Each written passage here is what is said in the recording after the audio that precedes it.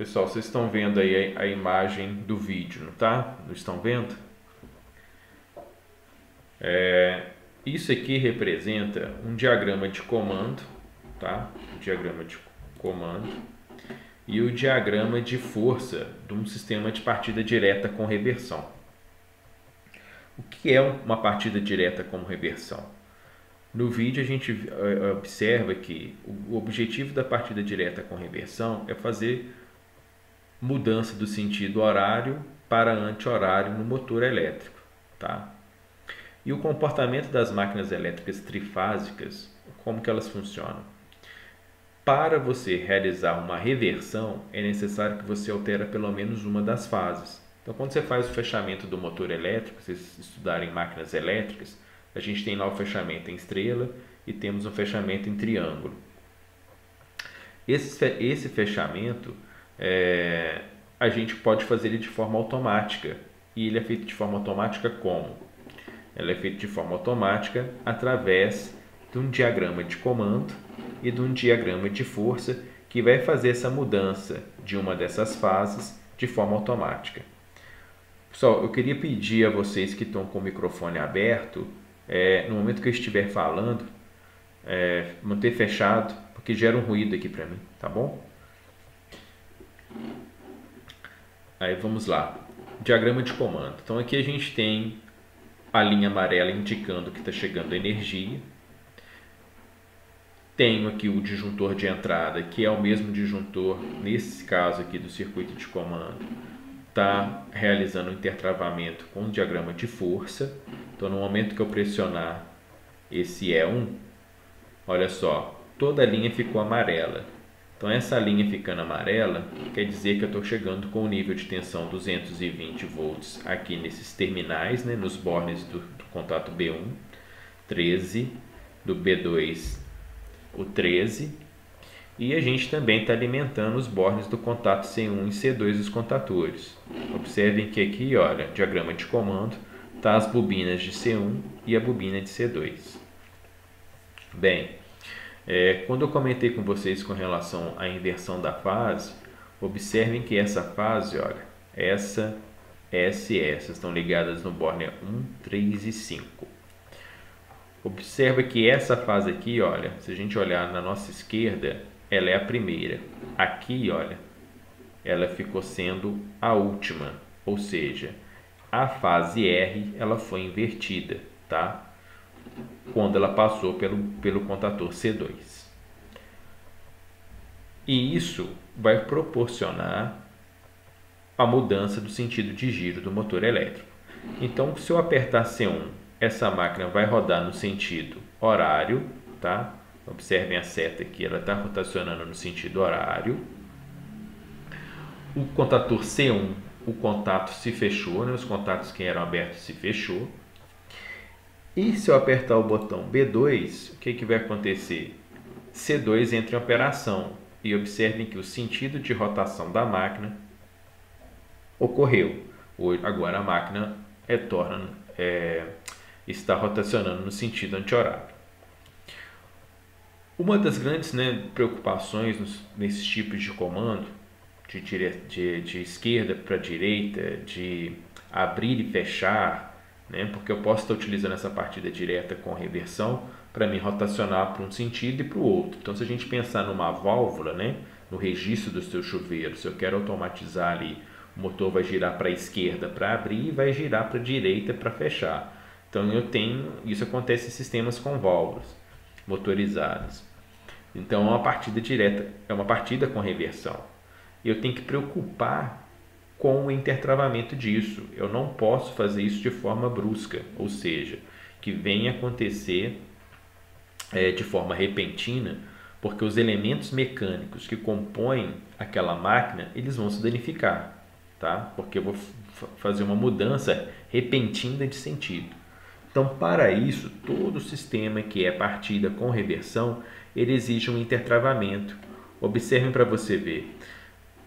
C2 nunca poderá funcionar enquanto C1 estiver ligado. Observem esses dois contatos aqui, olha. O contato de C2, ele se manteve fechado, tá? Olha, C1, tá vendo? Olha, o C1, contator C1, ele tá desligado e dessa forma deu condição para C2 funcionar. Então, há um intertravamento entre C1 e C2. Sempre há um intertravamento entre esses dois contatores. Nós fizemos isso numa última aula nossa, acho que foi a última aula prática nossa no laboratório de informática, onde que a gente teve a necessidade de fazer esse intertravamento, que é justamente para a gente aprender esse tipo de partida, tá? Partida direta com reversão. Pessoal, dúvida? Querem fazer algum questionamento a respeito desse tipo de partida?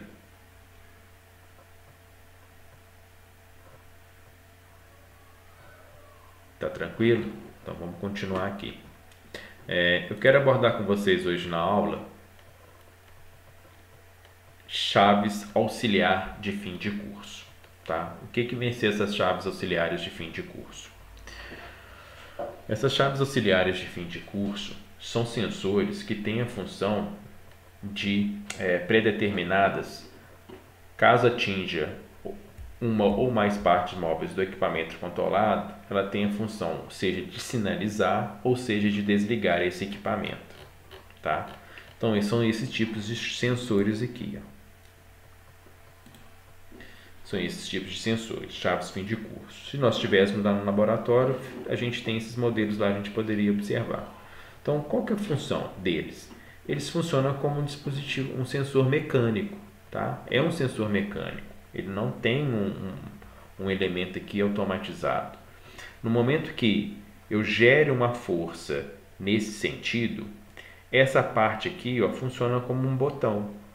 Então, se eu tenho que indicar a abertura final de uma válvula e o fechamento dela, os limites dessa válvula, quando ela está aberta e quando ela está fechada, basta eu colocar nas extremidades dessa válvula dois sensores, onde eu vou estar representando aqui, olha, um sensor que a gente chama sensor fim de curso. No momento que tem um batente que pressiona esse botão, eu desligo o motor. E no outro sentido também, eu faço isso no meu diagrama de comando.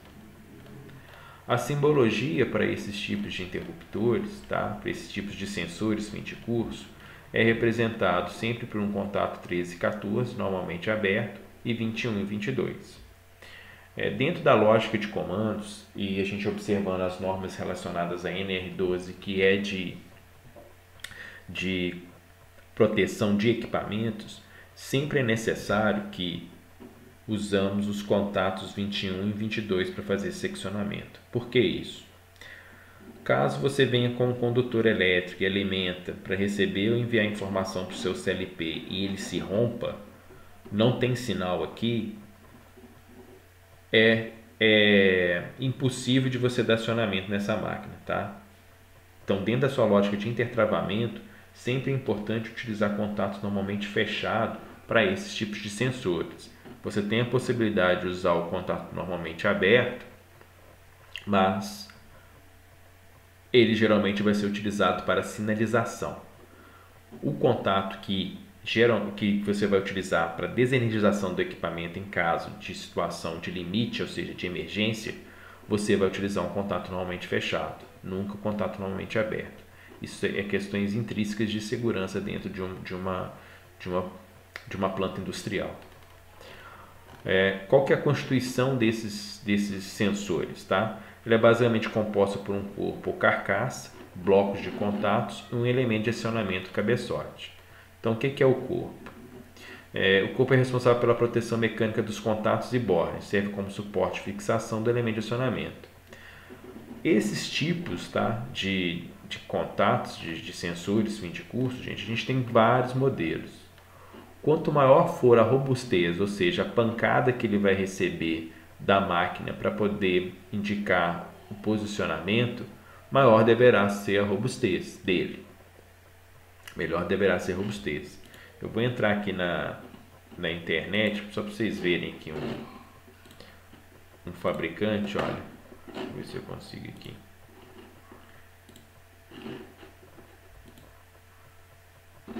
Tem uns, por exemplo, sensores de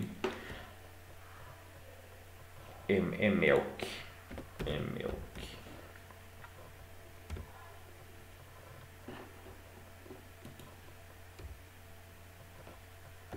correias transportadoras. Sensores de correias transportadores.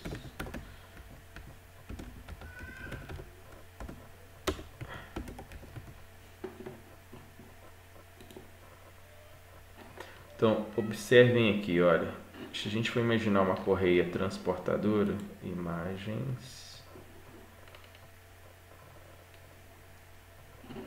olha aqui, essa imagem aqui, olha, ela é um sensor, tá? É um sensor de desvio da correia. Não sei se vocês estão observando. Se essa correia aqui fazer um desalinhamento, ou seja, se ela sair fora desses roletes, esse sensor aqui, olha, que é a mesma função desse sensor fim de curso que nós estamos trabalhando, é um sensor mecânico de contato aberto e fechado. Quando eu falo mecânico, é de contato aberto e contato fechado. Essa parte da correia, ela bate nesse sensor e desarma a correia, ou seja, desliga o motor dessa correia. Com isso, eu evito com esse equipamento não se rasgue, ou seja, não se rompa. Então, são sensores que têm essa finalidade. Ó, novamente esse daqui. Olha a robustez desse sensor aqui, ó. Sensor de velocidade para correia transportadoras também. Então, o tipo e o modelo, tá? Vai ter variação em virtude do equipamento que ele vai estar acionando. Sempre em virtude do equipamento que ele vai estar acionando. Vamos ver mais algum aqui. Ó. Olha, outro tipo de sensor. Esse sensor também ele é utilizado, tá? Esse dispositivo de emergência, tá? De correias transportadoras.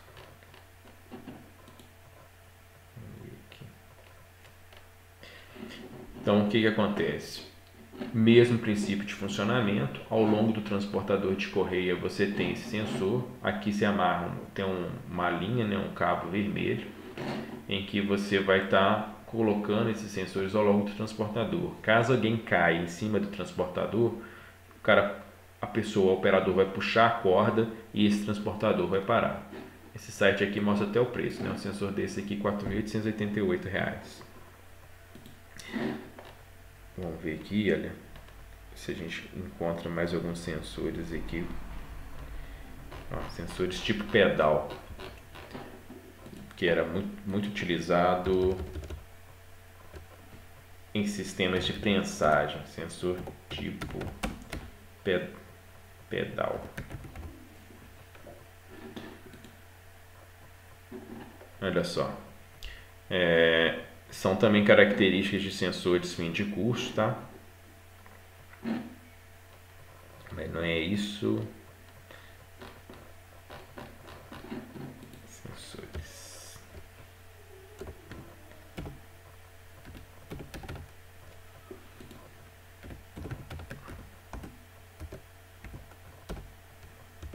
Sensores fim de curso. Pronto, aqui a gente tem uma gama de produtos, né? Então todos esses, olha, vocês observem que esse modelo aqui, olha, já tem uma antena maior, esse o contato menor, esse a gente possui uma rodinha, esse outro aqui tem uma mola para sofrer o impacto aqui do elemento que vai ser o indicador dele. Então a gente tem vários tipos de modelos de sensores fim de curso.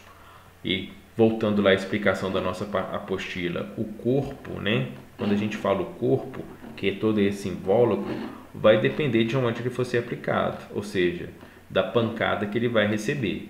É isso que determina a robustez desse tipo de sensor, tá? Vamos voltar aqui na nossa apostila. Os blocos de contatos. Então, os blocos de contatos eram os mesmos daqueles dos botões lá que a gente estava trabalhando em botoeira. Vocês viram lá que a gente tinha o botão e a botoeira. Aqueles blocos de contato para o botão são inseridos aqui dentro do contato do sensor fim de curso, tá? Desses sensores. Sistemas de contatos. Então, são contatos simples ou por impulso. Possuem um estágio intermediário entre a operação NF e NA, depende da velocidade da atuação.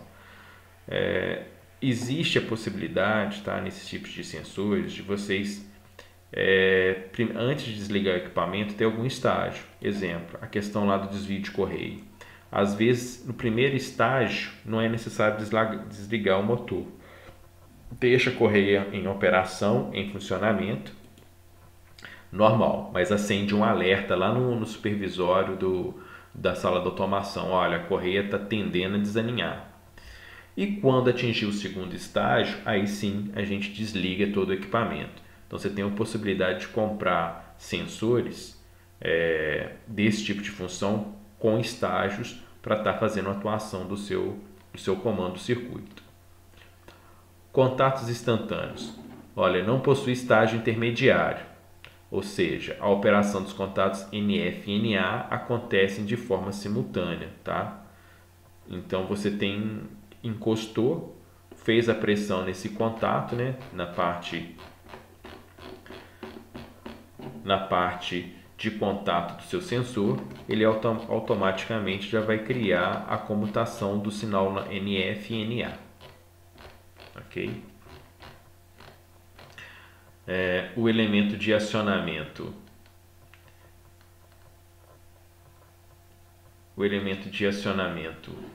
A gente estava comentando com vocês a respeito da robustez do sensor. A gente tem aqui o percurso de ação retilínea.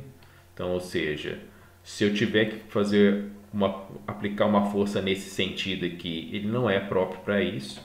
Vocês vão observar que sempre será uma força perpendicular nesse sentido para poder fazer a atuação dele.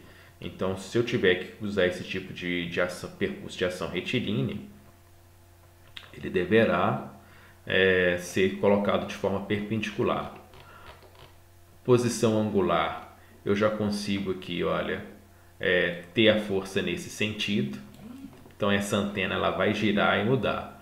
A questão da roda, tá? Desde vir com a roda, justamente ele vai deslizar. Eu posso fazer um sistema aqui, ó, mecânico, né, para acionamento dele, que isso aqui, em vez de gerar uma pancada imediata, ele vai amortecer e vai rodar junto, vai ter um giro aqui de contato com a superfície que está sendo tocada. Aqui indica, né, as posições, olha, igual a gente já vinha comentado, olha, sentido vertical, né, em virtude do formato do cabeçote do sensor, dos dois sentidos aqui horizontais, né, dois sentidos horizontais, novamente aqui, olha, deslizante. Então observem que a parte de contato, olha, a estrutura mecânica que vai ter contato com esse sensor, ela deve possuir um chanfro. Tá vendo? Eu tenho que ter um chanfro aqui, né? Deverá ser chanfrado, que essa roda vai deslizar nesse contato aqui, ó. Vai ser uma forma o quê? Menos impactante. A mesma coisa aqui, olha, os dois sentidos, olha, dois sentidos de atuação dessa força. Então essa antena aqui, né, esse cabeçote aqui, ele gira tanto para o lado de cá, como para o lado esquerdo, como para o lado direito. Então se você vem com a peça mecânica, né, e encosta aqui, ela vai deslizar para esse lado e indicar a informação que você precisa de acionamento, e para esse outro lado também. A figura 1.2 abaixo mostra alguns tipos de acionamento de cabeçotes das chaves fim de curso. Então aqui tem alguns modelos que a gente pode estar utilizando, né? E vários, tá? Conforme eu entrei na internet aqui de uma forma meio que improvisada, você consegue ver vários desses tipos de modelos. Então, quanto ao princípio de funcionamento, é importante você preocupar com as características deles, que é a tensão nominal de isolamento. Então imagina só, se eu quero utilizar um sensor que vai pegar uma tensão de comando de 127, eu não vou comprar um que vai trabalhar com uma tensão de comando de 64. Então sempre que a gente tem que pensar é a tensão de isolação. Ou seja, minha tensão de comando é 127 volts, então a pessoa, quando pegar na carcaça desse sensor, quando ele colocar a mão aqui na carcaça do sensor, ele não pode tomar um choque. Então você tem que preocupar com a tensão de isolação dele. e tem que ser compatível, né? Sempre superior à sua tensão de comando. É baseado na estrutura de seus contatos. A corrente normalmente é de 10 amperes. Pessoal, os sensores de fim de curso, eles nunca ficam no circuito de força, sempre no circuito de comando. Pensa que ele vai ocupar a posição de algum botão, tá? Sempre vai estar ocupando a posição de um botão. Então, 10 amperes é uma corrente extremamente eficaz para o que nós precisamos, que é o circuito de comando. O número de manobras que ele é capaz sem se danificar, né, de forma normal são 10 milhões de manobras, entre 10 milhões a 50 milhões de manobras. Então, cada fabricante ele define isso conforme ensaio de laboratório, mas geralmente ele suporta em torno de 10 milhões de manobras. Nós temos o grau de proteção. O que vem a ser esse grau de proteção? Ele é expresso com um código normalizado, onde é o IP. O primeiro algoritmo é representado a proteção contra penetração de pó. Então aqui o primeiro algoritmo representa aqui a questão de pó, penetração de pó, e o segundo a questão de líquido, tá? Provenientes a jatos de água. Então quanto maior for o seu primeiro número, e quanto maior for o seu segundo número, mais protegido fica o invólucro desse contrato, desse sensor. Porque os sensores, gente, dentro do ambiente industrial, eles são responsáveis por levar informação de controle de um processo.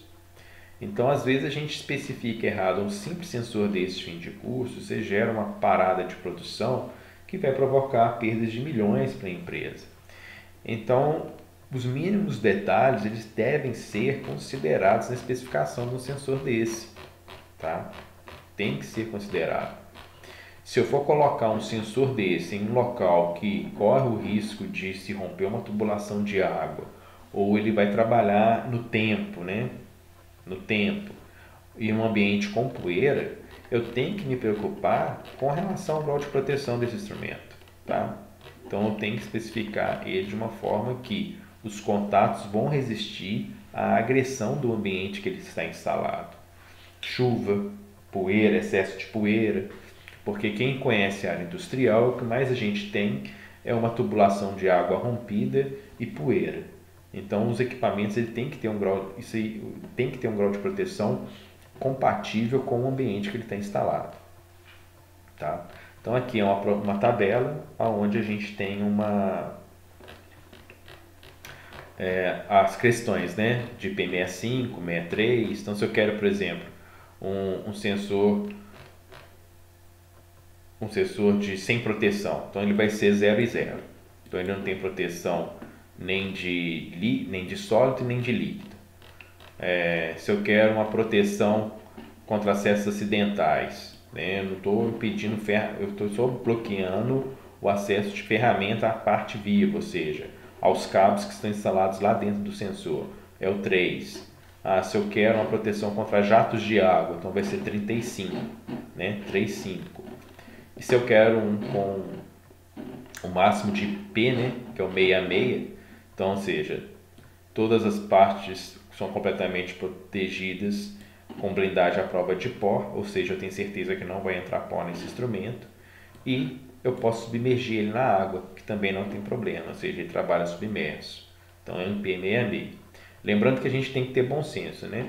No lugar que porque quanto maior for a característica do IP, mais caro fica o sensor.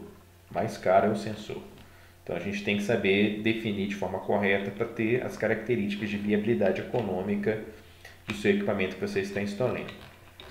Então, em síntese, gente, o sensor fim de curso nada mais é do que mais um botão que a gente vai estar inserindo, né, no meu diagrama de comando, aonde vai receber um pulso para estar enviando uma informação na linha do contator de desligar um equipamento ou sinalizar o posicionamento dele. Eu vou interromper o compartilhamento de tela para a gente poder agora tirar dúvidas.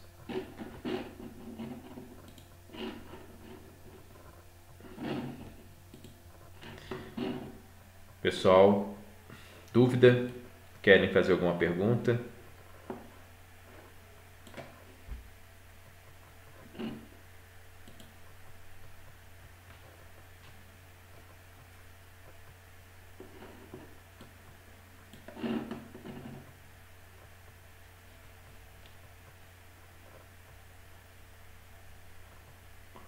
Ok. Você quer me compartilhar a sua tela? Ah, tá. Entendi.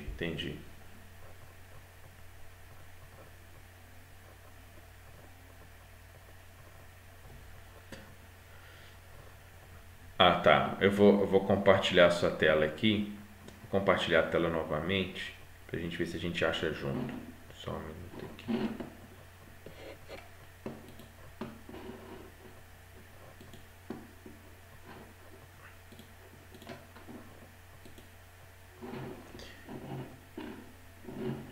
Vamos lá, Svarber. Você está conseguindo visualizar aí, né? Vamos ver onde que tá as proteções aqui. Fusível, seccionador não está aqui. Disjuntor. Aqui, olha, o relé térmico está aqui, ó. Identificou aí no seu?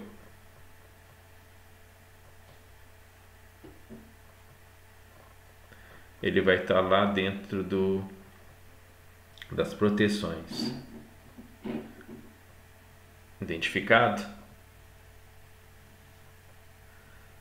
Tá. O sensor fim de curso, gente, ele vai estar junto com os botões, tá? Isso. Ele vai estar lá junto. Por quê? Eu vou passar para vocês agora um trabalho, tá? Porque a gente não fez nenhum trabalho e nós vamos pergunta, pessoal. Só essa mesma, Svab?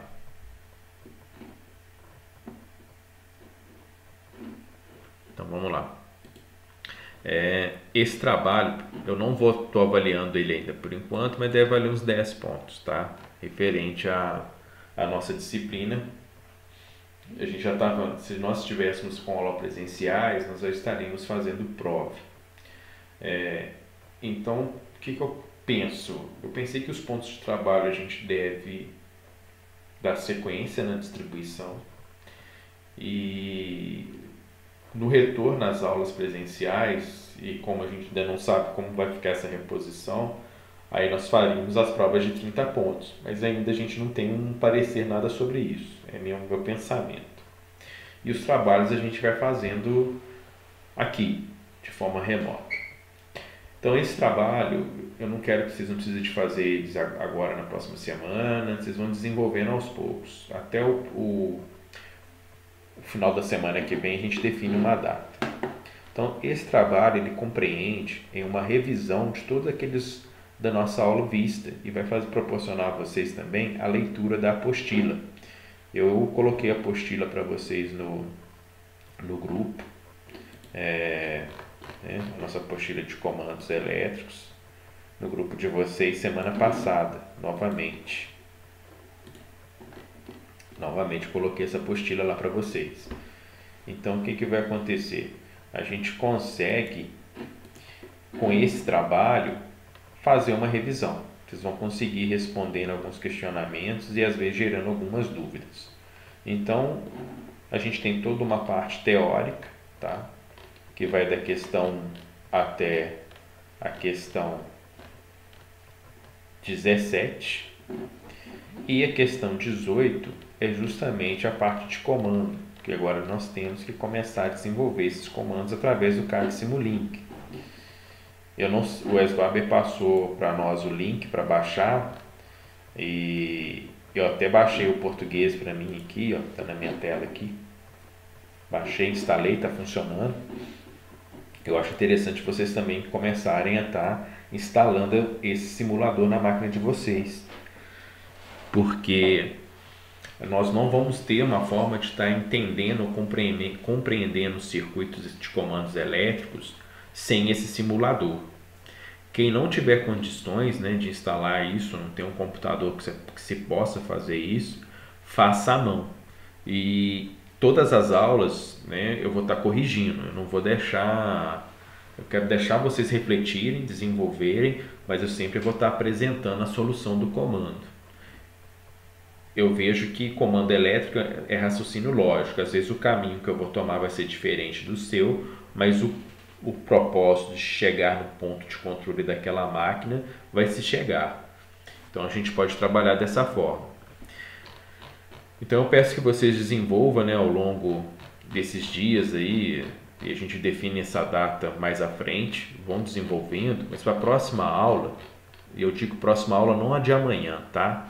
A próxima aula, a aula da semana, da outra semana, que é a segunda-feira, que a gente trabalha na correção desse exercício. Então eu gostaria que vocês fizessem esse exercício aqui, olha. O que consiste essa última questão? É um portão automático, tá? Quando acionado o botão B1 ou B2, o portão automaticamente começa a abrir. Então eu tenho dois botões. Eu tenho um botão do lado externo, ou seja, do lado da rua, e o botão B2 do lado interno da edificação. Tanto pressionei B1 como B2, o portão automaticamente começa a abrir. Ao alcançar o sensor F1, olha, esse sensor F1, quando eu alcanço o sensor F1, o que vai acontecer? O portão automaticamente retorna e começa então a fechar. Então, quem que vai ser esse sensor F1 aqui?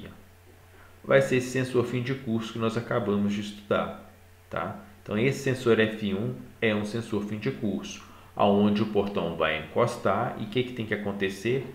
Automaticamente ele retorna, começa então a fechar. Então, vocês vão lembrar, olha, qual diagrama que a gente acabou de ver na nossa aula que tem a possibilidade de realizar reversão? Foi o partida direta com reversão. Então você já tem um diagrama de comando montado e você já tem um diagrama de força montado. Já tem dois diagramas aqui montados. Só que você vai ter que implementar, né? Você vai ter que implementar isso. E como nós vamos implementar? Com os sensores fim de curso e os botões, né, B1 e B2, que sempre vai dar a opção de ligar, sempre vai dar a opção de ligar. E o F1 vai fazer o quê? Ele vai desligar o motor e tem que criar um elemento que faça com que ele comece a fechar automaticamente o portão. Ao encostar em F2, o portão para e permanece pronto para o novo acionamento. Então, olha só. O portão F1 indica o limite de abertura e o F2 ele indica o limite de quê? De fechamento. Então, o portão o sensor F1, o meu portão está abrindo. Eu estou abrindo o meu portão nesse sentido. Quando chegar em F1, ele para, porque se ele continuar a abrir, ele vai sair dos trilhos aqui embaixo, olha, e cair no chão, tá? E o portão e o sensor F2, ele vai controlar o quê? O sentido de fechar. Porque quando não bater quando chegar aqui nessa coluna do muro, ele não vai bater aqui e ficar com o motor girando até o motor queimar. O F2 vai fazer o quê? Chegou em F2, olha, chegou na posição correta de fechamento, tá? Se alguém acionar B1 ou B2 enquanto o portão abre ou fecha, nada deve acontecer. Ou seja, no momento que eu apertei para abrir, ele vai abrir, vai atingir F1, vai fechar, vai atingir F2, desligar, e somente após essa operação você tem condições de dar nova partida no motor. Então, assim, se a gente for pensar, é um portão perigoso, porque se eu aperto o botão B1 e saio com o meu carro, eu tenho que sair rápido, porque automaticamente quando ele chegar na posição F1, ele já vai voltar fechando. Se eu tiver parado aqui, ele vai amassar o meu carro, tá? Então é o princípio de um comando um pouco mais simples, mas é justamente depois a gente vai implementando aí os erros que a gente vai encontrar na parte de controle desse portão. Sempre que o portão estiver em movimento, a sinalização deve estar acionada. Então, olha só, sempre que o portão estiver em movimento, a sinalização deverá ser acionada. Então, aqui a gente tem aquelas sinalizações de saída da garagem. Então, toda vez que o portão estiver em movimento, essa lâmpada deve estar acesa, ok? Então, vocês vão utilizar, olha, para iniciar essa lógica, o que vocês vão estar desenvolvendo é a partida direta com reversão, tá? A partir daqui vocês vão inserir os sensores fim de curso, vão inserir os demais sensores fim de curso, B1 e B2 você já tem, só que observem que B1 e B2 tem a função de ligar. E aqui, ó, a função de rotacionar para o outro sentido, olha, não será mais de B2, tá? B2 não terá mais a função de estar rotacionando, invertendo a rotação. Quem vai inverter a rotação vai ser o seu sensor F2, aliás, F1, tá? Então, quem vai inverter a rotação? F1. Quem vai desligar o portão? F2. Quem liga isso tudo? B1 e B2. Mas eles só vão ligar quando F2 estiver desligado. Então, e a sua lâmpada sempre vai estar operando quando aqui estiver em movimento. Eu vou estar encaminhando para vocês agora aí no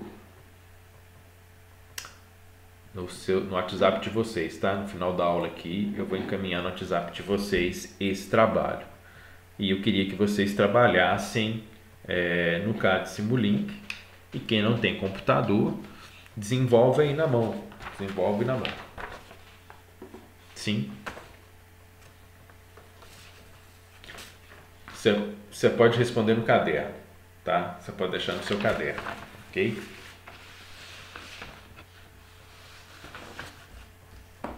Para você vou compartilhar de novo aqui, ó.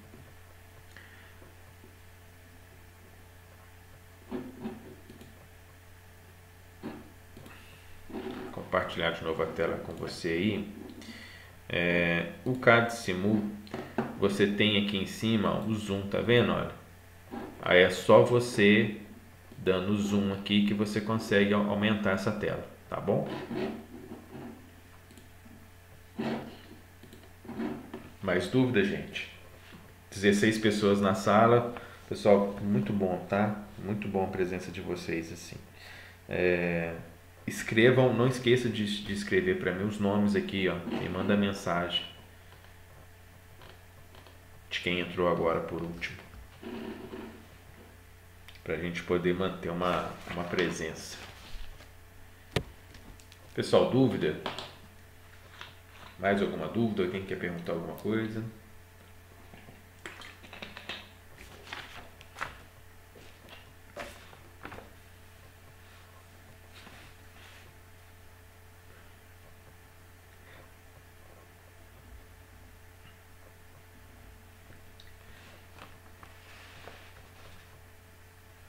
Entendi. Mas isso aí eu preciso que vocês trabalhem, entendeu? Comece a trabalhar para poder o cérebro de vocês entrarem nessa lógica, né? Que a gente parou de fazer, nós paramos de fazer. Com relação ao sensor fim de curso, vocês viram que é um sistema bem simples, né? O que determina é a robustez dele em relação ao tipo de acionamento que ele vai ser inserido. Somente isso.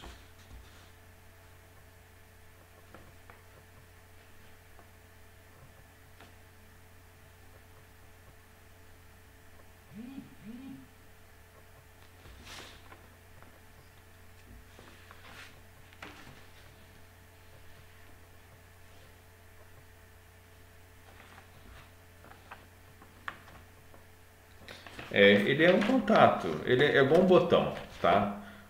Mas por não ser um botão, porque eu não vou ter uma pessoa para colocar a mão, né, para poder fazer isso, eu vou inserir um sensor fim de curso, né? Um limitador de curso. Simplesmente essa que é a função dele, tá? Simplesmente essa é a função dele. Você não tem muitas características para estar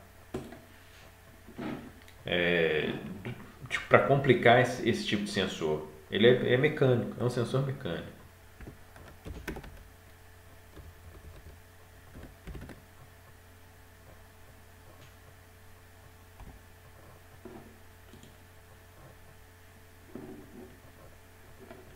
Sim, sim.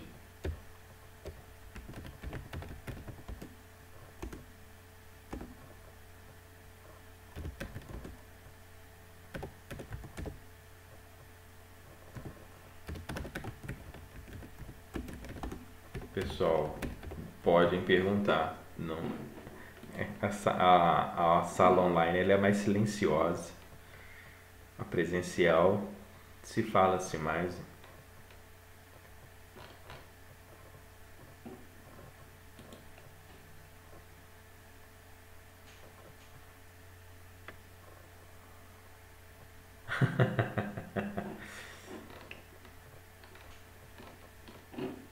Porque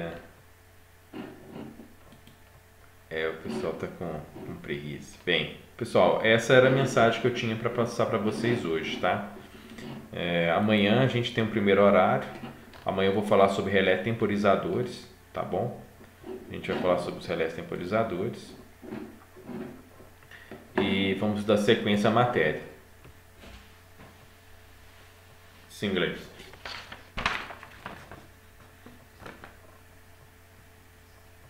Uhum.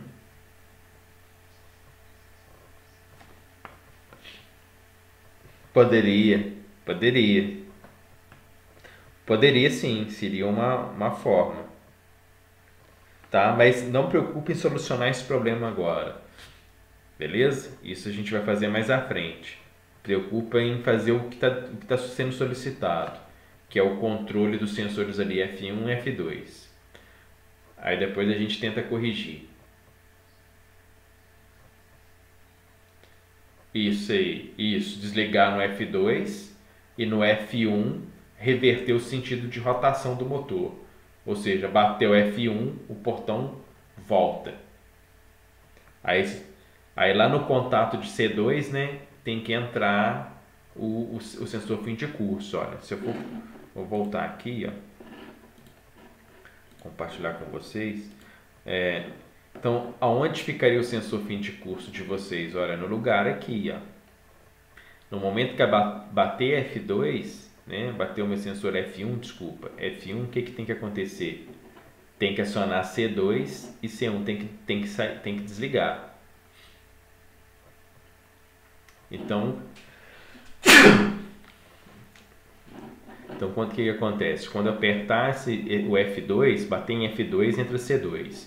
O F1, ele tem a função de... Aliás, desculpa, no botão B2 entra o sensor F1. No botão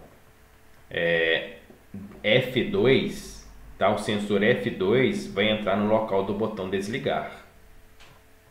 Já estou passando aí as dicas aí para vocês para começarem a pensar. Ok? Mais alguma dúvida? Pessoal, essa aula está sendo gravada aqui, eu vou compartilhar depois ela no YouTube e mando o link para vocês, tá? Mando o link para vocês, para quem não assistiu, tem condições de estar assistindo.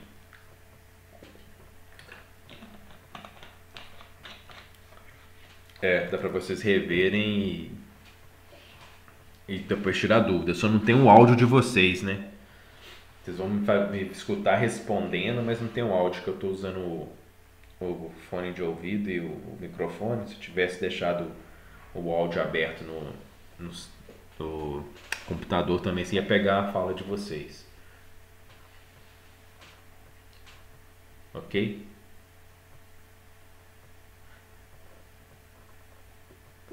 Tá.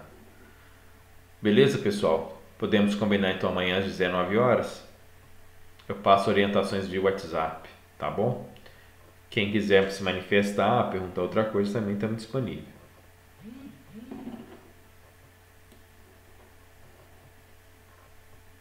Tá.